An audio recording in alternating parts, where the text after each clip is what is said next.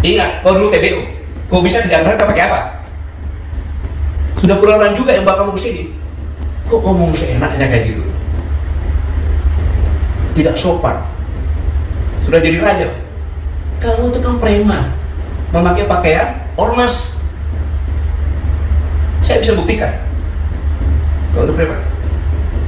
Grip Jawa Barat mengatakan kalau ingin didukung oleh Grip, pertama mencintai dulu Grip, baru mencintai rakyat. Pakai dong otakmu. Gubernur, bupati, wali kota itu harus mencintai rakyat dulu karena dia mendapat rakyat, karena milih rakyat, bukan Grip. Preman. Yang kedua, ini yang buat saya marah. Kejadian di Depok. Polisi itu adalah alat negara yang melaksanakan ketertiban melindungi masyarakat.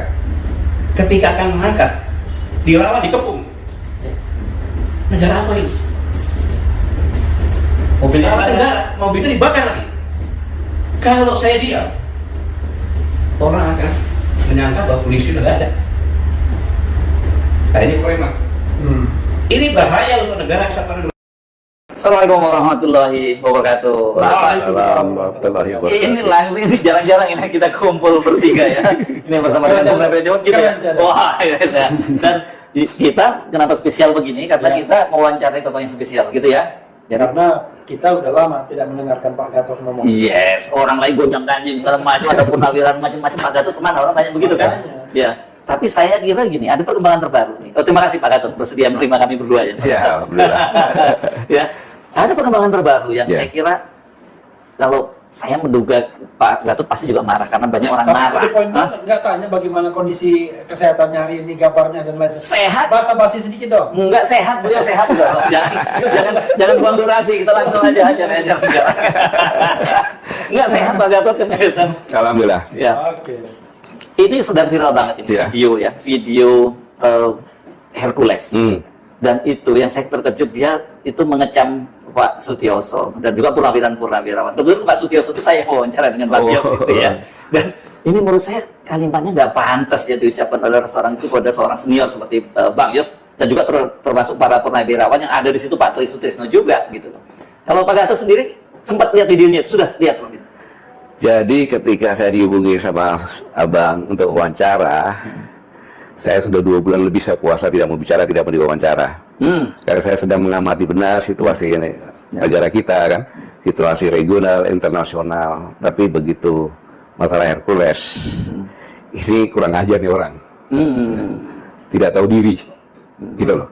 Dia merasa paling hebat. Gitu. Tahu udah pensiun, nggak ada di mata kirinya dia tuh, nggak dianggap itu, ya kan? Pak Sutioso ngomong apa? Tidak ada satu kata pun purnawirawan Pak Sutioso mengatakan akan kudeta negara. Fitnah itu. Hei, purnawirawan Pak Sutioso itu purnawirawan Baret Merah dari Kopassus, bintang 3 dari Tanjung Jenderal. Saya juga purnawirawan. Tidak kau anggap kau ngomong seenak perutmu saja itu. Ingat, kau dulu TBU. Kau bisa ke Jakarta pakai apa? Sudah purnawirawan juga yang bawa kamu ke sini. Kok ngomong seenaknya kayak gitu? Tidak sopan. Sudah jadi raja kok. Kamu itu kan preman, memakai pakaian ormas. Saya bisa buktikan. Kau itu preman. Grip Jawa Barat mengatakan kalau ingin didukung oleh Grip, pertama mencintai dulu Grip, baru mencintai rakyat. Pakai dong otakmu. Gubernur, bupati, wali kota itu harus mencintai rakyat dulu karena dia mendapat rakyat, karena milih rakyat, bukan Grip. Preman itu. Yang kedua, ini yang buat saya marah. Kejadian di Depok. Polisi itu adalah alat negara yang melaksanakan ketertiban melindungi masyarakat. Ketika akan mengangkat, dilawan, dikepung. Negara apa ini? Mobilnya dibakar lagi. Kalau saya diam, orang akan menyangka bahwa polisi udah nggak ada. Nah, ini kepreman. Ini bahaya untuk negara kesatuan Republik Indonesia. Satu, dia menghina pensiunan Kopassus. Kau juga menghina presiden saya. Jenderal Prabowo itu, mana Jenderal Kopassus? Pangkostrat presiden saya. Kau bilang bau-bau tanah lagi. Saya juga bau-bau tanah. yang sopan bicara. Para Purnawan itu nggak ada satupun kata akan mengkhianati negara, akan kudeta, nggak ada. Itu mendukung. Mana ada? Pak Prabowo itu mantan Danjen Kopassus, mantan Pangkostrat. Masa prajurit TNI nggak dukung? Nggak masuk akal. Makanya pernyataan yang 8 itu kan mendukung, kecuali IKN. Ya. Dan memberikan masukan-masukan yang konkret berdasarkan pemikirannya mereka sendiri. Karena Purnawan itu, Hercules tahu, Purnawan yang di situ yang bicara itu, mereka adalah orang-orang gila. Gila mencintai negara kesatuan Republik Indonesia, termasuk presiden saya. Dia itu gila mencintai negara. Kau apa dasarnya terhadap negara? Hidup di negara ini ya, yang sopan santun. Saya mohon maaf kepada saudara-saudaraku sebangsa tanah air. Selama ini saya tidak pernah bicara keras, tapi dengan preman saya harus bicara dengan terbuka seperti ini. Dengan menggunakan bahasa preman. Nggak boleh seperti itu. Semua TNI juga akan menjadi purnawirawan. Bahkan doanya prajurit itu agar bisa pensiun. Kenapa? Panjang umur pensiun. Sukses menjalankan tugas. Pak Setioso itu bukan langsung bintang 3 loh. Purnawirawannya bukan langsung begitu loh. Mereka berdarah-darah. Termasuk saya juga berdarah-darah di Timur-Timur.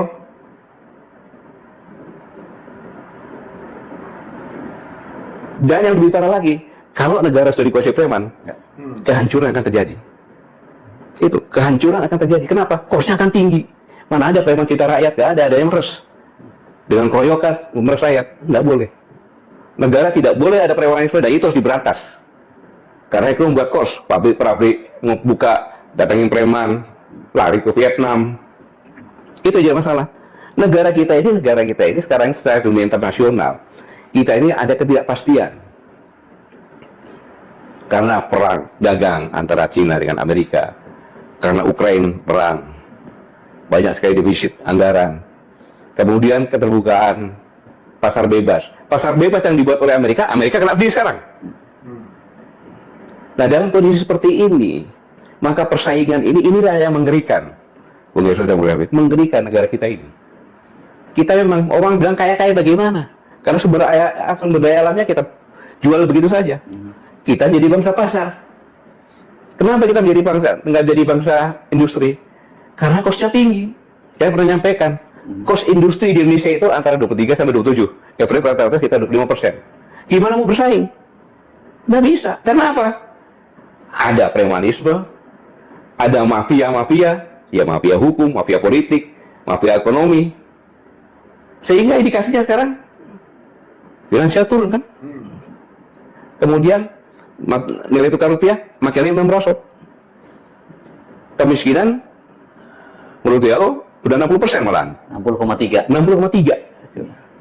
Kalau kita biarkan premanisme ada, tak mempercepat kehancuran bangsa ini. Bangsa ini menjadi bangsa yang gagal. Makanya itu saya di sini mengajak, mari kita semuanya lupakanlah semuanya itu. Kita bergandengan tangan, karena bangsa yang bisa hebat, bisa survive dalam kondisi seperti ini, hanya bangsa yang cerdas, bangsa yang sigap, bangsa yang bersatu dan pantang menyerah. Karena apa? Kalau bangsa yang lemah, kalau tercerai-berai, kita akan menjadi bangsa pasar dan kita akan tenggelam. Ingat, kita bonus demografi pada tahun 2030 itu 46% kalau salah masyarakat Indonesia itu, kalau dia tidak punya kerjaan, itulah kita tamat. Bencana demografi. Iya, bencana demografi. Nah, itulah yang katakan berhentikan premanisme, berhentikan mafia. Mafia itu kalau saya bilang kongres terlalu sopan, itu mafia. Dia menguasai politik, dia menguasai ekonomi, dia menguasai hukum. Dan kemudian menguasai negara. Nah, itu untuk menguasai negara nanti ya. Sama dengan Grip ini, dia sudah masuk ke ranah politik, bahaya sekali. Jadi Pak Gatot, ini ada klarifikasi sedikit. Tadi mengatakan kita bersatu gitu ya. Tapi tentunya bersatu dengan elemen-elemen bangsa yang memang benar-benar mencintai negara ini kan. Bukan bersatu dengan preman dan bersatu dengan koruptor serta mafia tadi. Kecuali unless dia sadar. Ya, berubah, kan begitu. Jadi kalau negara ini ingin bangkit, mari sama-sama kita berantas premanisme, kita berantas korupsi, kita berantas mafia. Itu maksudnya. Takutnya kan nanti orang lain, wah ini Pak Gatot nyuruh kita bersatu, nggak bisa dong, minyak dengan air. Kita clearkan dulu ya kan, jernih dulu airnya, baru kita bersatu. Bang Rev ini kayak pura-pura tidak tahu saja dia gitu. Ingin Kan menegaskan. yang membuat Si kita ngomong sama audiens. iya yang menyebabkan kita ini menjadi hanya bangsa pasar, Iya. ya kan, kemudian sumber daya alam kita ini nggak diproduksi langsung diekspor saja, itu ya karena premanisme, karena mafia, karena korupsi, itu yang harus diberantas, gitu loh. Itu musuh masyarakat, itu cancer di masyarakat. Nah, kalau itu sepakat kita. Ya kita harus sepakat lah, kalau nggak sepakat, saya pulang aja gitu. Jadi, Clear ini ya soal iya, itu nggak boleh ada kayak gitu. Tapi begini, ini kan kelakuan misalnya katakanlah pejabat atau mantan pejabat. Ya, Kan ada kejadian kemarin tuh, wah tiba-tiba muncul sosok yang disebutkan Pak Gatot tadi kan. Padahal orang mau bersilaturahmi untuk klarifikasi. maksudnya Jokowi yang di Solo. Jokowi yang disebut. Oh, dan kemudian Hercules datang ke sana. Datang ke sana. Oh, gitu. Mau jangan mantan pejabat dong, banyak mantan pejabat. Lalu kemudian, kok kita heran? Ini kenapa ya? Tiba-tiba kok, padahal orang yang datang itu maaf kata, itu ibu-ibu sama orang tua. Kan ada Rizal Fadila, Bu Kurnia itu yang diterima itu Damai Hari Lubis. Kakek-kakek, dua kakek, sama satu ibu-ibu. Kok tiba-tiba dihadapkan pada kelompok-kelompok? Begini Pak Gatot, banyak sekali kan kelompok-kelompok yang kemudian seperti digunakan oleh penguasa, mantan penguasa untuk kepentingan dirinya. Ya dalam kasus misalnya ijazah palsu dan lain sebagainya, itu terjadi kalau kita mau jujur. ya tentunya kalau itu benar-benar menggunakan preman, ya itunya sangat memalukan, ya kan, sangat memalukan. Masa rakyatnya sendiri yang saya yakin mereka dulu juga milih Pak Jokowi tidak diterima, preman malah diterima kan? Ya. Ya saya melihat kenyataan seperti ini aja gitu kan. Ini kan apa saya mau ngomong ya? Susah ngomongnya kalau kayak gitu, ya? Gelil. Iya, gitu. Jadi ya komentar saya susah lah mau komentar lagi tuh, bahasa apa lagi tuh kayak gitu kan. Ya. Nah, tapi ini yang menarik dalam kasus Hercules ya. Saya mesti bikin Pak Gatot pasti punya informasi lebih dibanding kita ya. Kan disebutkannya bahwa Hercules Pak Prabowo itu pernah menjadi ketua Dewan Pembina GRIP gitu ya, GRIP Jaya. Padahal sudah ada surat pernyataan dari Pak Prabowo tahun 2022 mundur. Tapi GRIP Jaya menyatakan bahwa Pak Prabowo itu tidak pernah mundur, dan ini kelihatannya ini nama Pak Prabowo menurut Anda dicatut ya oleh Hercules. Justru itu yang saya marah. Sedikit ngomong, tenang aja, presiden kita dekat dengan kita. Ya, ya, betul, yang mana presidennya? Ya, Udah jelas. Pada saat Daniel Kopassus beliau ngomong masalah Preman ya. preman Hercules, nggak ada kaitannya. Ya. Kemudian secara tertulis ya dari Partai Gerindra kan menyatakan Pak Prabowo sendiri, nggak ada kaitannya. Sekarang saya tegaskan sini, tidak mungkin presiden saya Prabowo itu merekap preman kayak GRIP yang berbaju Kompas. Nggak mungkin Pak ya. Saya tidak yakin dan tidak mungkin. Karena yang mereka jual kan kadang-kadang persepsi. Walaupun informasi Ya itu kan wajar lah, namanya juga usaha lah Bang Henry. Tapi begini, kalau misalnya tidak ada strong rejection ya dari istana misalnya. Bantahan keras dari sana gitu. Oh. Ya saya mewakili sebagai rakyat Indonesia, Iya. di mana Pak Prabowo ada presiden, kepala negara dan kepala pemerintahan. Saya katakan tidak mungkin presiden saya sekelas Pak Prabowo seperti itu sebagai kepala negara, kepala pemerintahan membackup GRIP, tidak mungkin. Oke, nah ini sebentar, ini pengalaman kan tadi beliau kan jadi cerita bahwa Hercules itu datang ke sini karena TBO waktu dia TBO itu apa tadi? Bawah kendali operasi apa singkatnya? Tenaga bantuan operasi. Oh, tenaga bantuan Ya, operasi. bawa barang, bawa oke. gitu Nah, kan. Nah, itu kan Pak Gatot juga punya pengalaman di Timur Timur yang sama. Jadi sebenarnya hubungan itu seperti apa sih, Pak? Ya, ini kan karena begini, kita kan prajurit-prajurit di sana, Ya. merasa sudah dibantu dibawain barang-barangnya kayak gitu kan, maka Ya. dibawa Ya. ke Jakarta dan ke Solo segala macam untuk supaya kesejahteraannya, Nasibnya kehidupannya berubah lebih lah. baik, Ya. berubah lah gitu kan. Tapi justru dia mengatakan pensiunan. Padahal yang bawa dia ke sini sudah pensiun itu. Oh. Oke. Sudah pensiun lah, zamannya tahun 80-an lah kan gitu. Udah pensiun. Saya pun bawa, saya tidak pernah saya bawa juga TBU. Bawa juga, Pak ya? Bawa juga ke sini. Ya kan? Karena dia memang orang hebat. Waktu itu dia masih SMP kelas 1 gitu saya. Ke sini, habis itu karena dia bandel di sekolah sama istri saya. Ngomongnya sekolah, terakhir bawa bola dia namanya. Bawa apa? Bawa bola. bawa bola. Jadi begitu istri saya lagi di timur-timur lagi kan, saya bolak-balik ke sana, ditanya sama sebagai orang tua kan dia kan, karena itu saya anggap sebagai anaknya. Dia nggak naik kelas. Bu, kenapa? Nggak pernah sekolah katanya. Rupanya main bola, dimarahin. Kan, ya kaburlah ke orang tua saya disuruh. Oh. Iya, kata orang tua ya sama ke ayah saya kan, ya. Dia tahu ke ayah saya main-main. tiba-tiba dia udah menjadi orang ketika saya kasat dia ngadep saya, siapa kau? Saya tempelin aja dia, kurang aja kau dan dia nggak pernah bawa nama saya, gitu.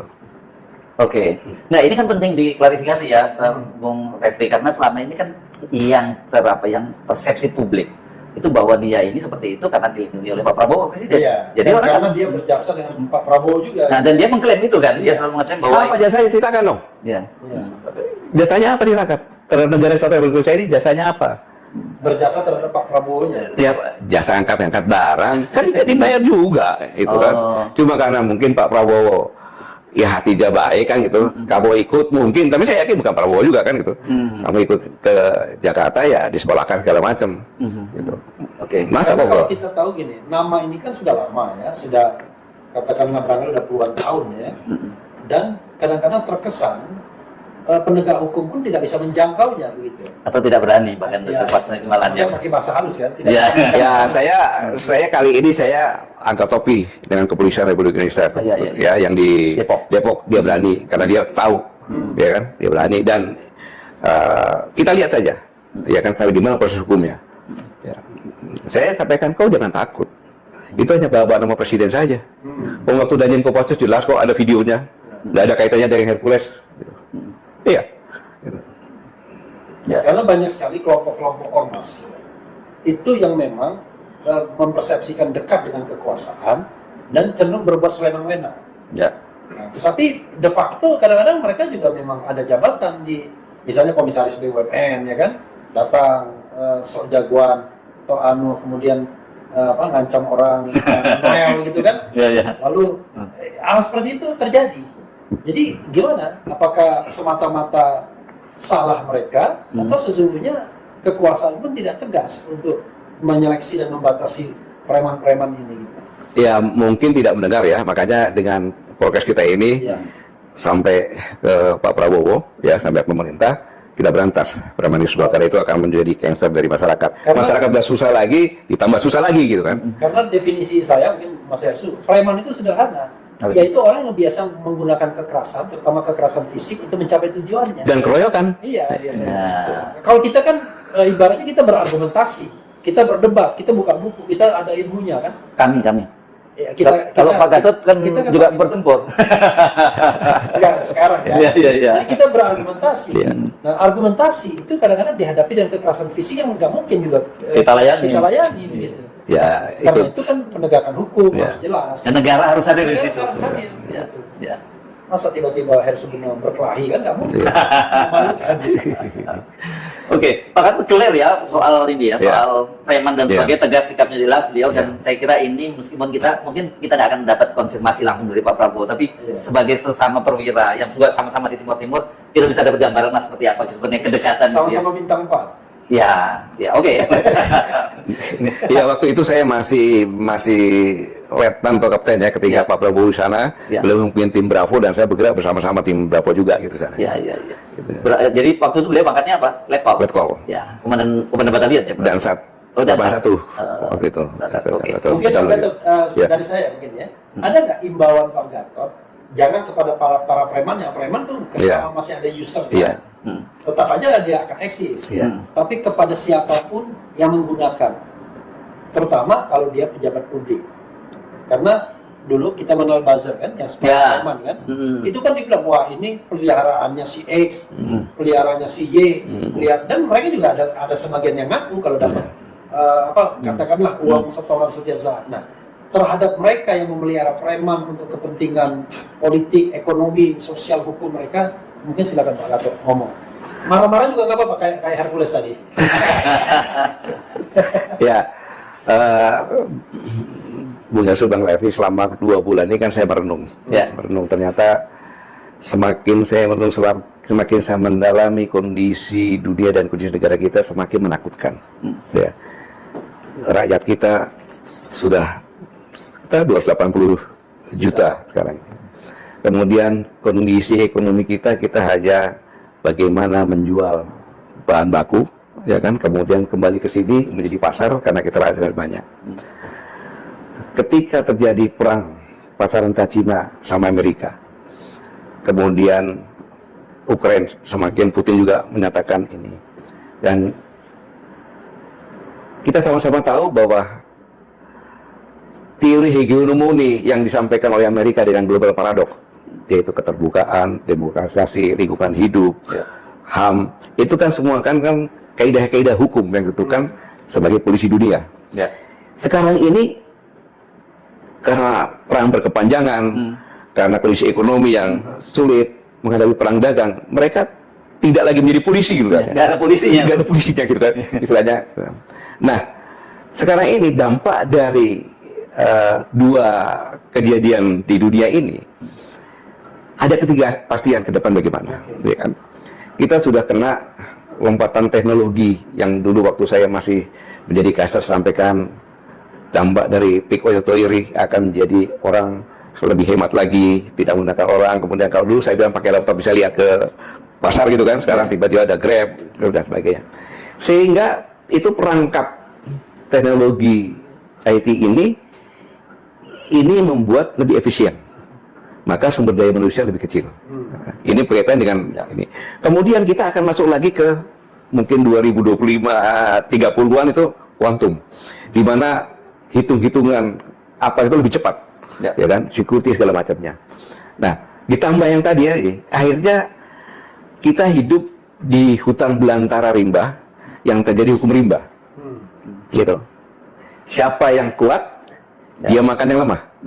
Siapa yang ekonomi kuat? Yang ekonomi kuat adalah dia bisa memproduksi dengan low cost, kemudian dia bisa menggunakan high teknologi, kemudian dia bisa menghasilkan high performance atau barang yang bagus, ya. Kemudian dia bisa menjual dengan low price. Itulah yang jadi pemenang, gitu. Nah, kita sekarang ini yang saya sampaikan tadi, kita sudah high cost, ya kan, produksi.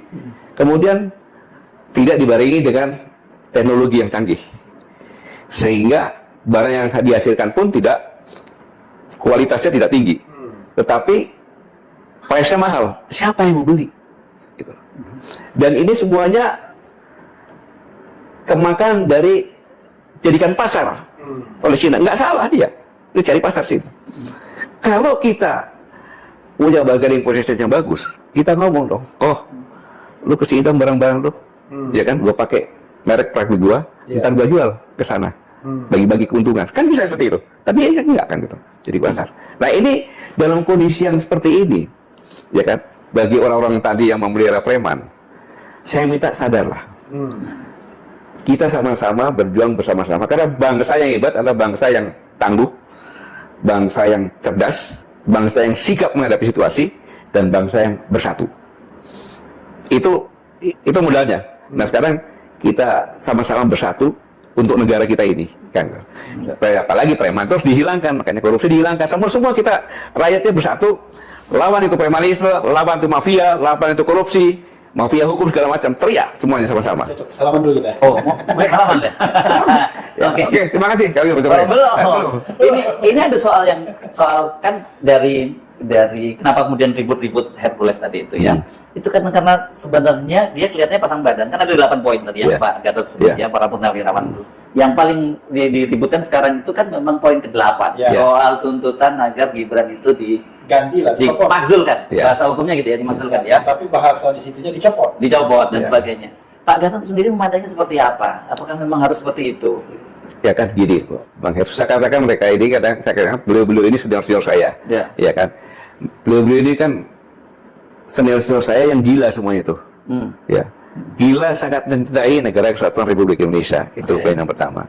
Yang kedua, sama dengan saya, beliau-beliau itu sadar bahwa umurnya nggak panjang lagi.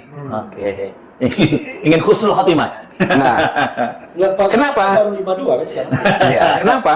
Karena beliau-beliau dengan saya pernah bersumpah, yang tidak bisa dihapuskan kapanpun juga, secara pribadi semuanya, karena demi Allah saya bersumpah akan selalu setia kepada negara Kesatuan Republik Indonesia yang berdasarkan Pancasila dan Undang-Undang Dasar 1945. Kekhawatiran terhadap negara ini dalam kondisi yang sekarang ini yang berkaitan dengan Gibran, itulah yang beliau itu bersuara. Itu ketakutan karena kecintaan pada negara untuk menyelamatkan negara, ya kan. membantah silakan. Ya. Ya, Tapi membantah kan- silakan. Jangan menghina perorangan dong. Ya, ya, ya. Apalagi ngomong purnawirawan, saya kan purnawirawan, presiden saya juga purnawirawan dong. Siapa lu kan gitu. Saya pun kalau dikatakan, Pak Gatot, itu kan non konstitusional. Ya, nggak ada masalah. Kan di argumen itu argumen yang dikatakan Bang Refli digunakan otak lagi gitu. Ya, Dan ya. gunakan otot gitu. Jadi kesimpulannya, saya berpikiran positif bahwa purnawirawan itu sangat cinta kepada negara dan khawatir beliau tahu situasi ancaman. Kalau nanti tidak disampaikan, tidak ikut berjuang, maka ketiga dibangunkan tadi kan, ya dibangunkan. Terus ketiga apa? Tangan bicara, mulut terkunci. Mulut terkunci. Mulut terkunci, tangan dan kaki Dan bicara. yang bicara. Nah, tangan yang bicara kan jadi saksi kan gitu. Lagunya Chrisye ini. Lalu Ya. cuma sekali doang dia. Ya, ya, ya. Saya nyanyikan lagi. Ya, kan itu kan. Itu yang ditakutkan gitu loh. Jadi sangat wajar menyampaikan hal semacam itu. Ya. Kan warning. Ya. Itu kan warning kan gitu. Ya. Warning yang disampaikan kepada penentu kebijakan. Iya. Bukan mereka mengeksekusi. Iya. Apalagi menekan mengancam Tidak ada kan itu Ya. disampaikan kepada presiden. Karena sebenarnya mereka mau minta waktu bertemu dengan presiden sebelumnya Iya. kan. Ya, tapi belum ketemu. Iya, dengan cara seperti kan sampaikan kan. Dan Sampai juga nanti dalam kan, kan. negara demokratis, ya usulan itu wajar saja. Ya. Yang tidak boleh itu melakukan perbuatan anarkis. Ya. Dan yang dilakukan kan Ya. rapat, menyampaikan pendapat, ditulis, ditandatangani, disampaikan kepada presiden. Ya. Oke. Walaupun saya tidak ada di situ karena saya ada acara Oke, kawinan di nah situ. itu kalau gitu kita pertanyaannya, sikap pribadi Pak Gatot sendiri, saya nggak tahu sebagai personal atau sebagai presidium Iya. koalisi aksi menyelamatkan Indonesia, apakah itu salah satu menurut Pak Gatot memang langkah yang harus dilakukan untuk menyelamatkan masa depan bangsa ini? Nah, Sebelumnya klarifikasi, di situ ada 103 jenderal ya, yang tanda tangan. Pak Gatot ikut tanda tangan nggak? saya tidak. Ya, oke. Klarifikasi. Ya. Oke, lanjut, silakan. Ya, saya katakan tadi kan itu persepsi dari para purnawirawan, Ya. cara kekhawatirannya. Ya. Kekhawatirannya. Saya tidak ikut situ karena saya ikut tadi di perkawinan di teman saya gitu. Jadi ya, saya pikir suatu hal yang wajar dalam demokrasi ini menyampaikan pendapat seperti itu. Ya. Itu pendapat loh. Kecuali dia melakukan sesuatu yang untuk menjatuhkan, itu tidak boleh. Ya, ya. Kan gitu. Tetapi beliau menyampaikan, ya terserah atau presidennya gimana nanti kan? Ya, ya, ya. Ya, apa salah? Ya tidak. Menyampaikan kepada presiden, mau apa aja terserah aja. Mau minta duit pun boleh. Kan gitu. Nah ini kelihatannya kenapa yang sebelumnya kita bicarakan, kenapa kemudian Hercules marah dan ngata-ngatain Bang Yos sebagai mulutnya udah bau tanah dan sebagainya, itu kan berkaitan dengan pernyataan Bang Yos tentang kekhawatiran dari para purnawirawan. Itulah yang menyebabkan saya marah, menyerang pribadi. Dikatakan purnawirawan sudah bawa tanah, saya juga dong, presiden saya juga dong. Siapa dia kan gitu? Ya. Tapi terkesan dia pengen cari sandara. Jadi seolah-olah yang diserang ini, yang dikritik ini presiden. Padahal jelas kan poin Ya, yang- 8 itu ya, ya. wakil presiden. Ya cara preman kan berarti kan saudaranya kan? Cara preman kan gitu. Jamin fitnah kan gitu. Mau Ya. kudeta, mana kudeta mananya? Memanipulasi lah Ya, tepatnya. manipulasi berita kan gitu. Ya, ya. Itu kan dia jelas kalau videonya ada. Ya, ya. Kapan Pak Soso mau kudeta sama presiden? Nggak ada. Nggak ada. Bang Yos malah merasa dia sangat dekat dengan Pak Gatot, Iya, dengan kan? Pak Prabowo. Gitu. Yang 8 juga kan nggak ada yang tentang presiden. Nggak ada. Ada yang tidak dukung hanya KN saja kan gitu. KN. Itu apa salahnya gitu kan gitu.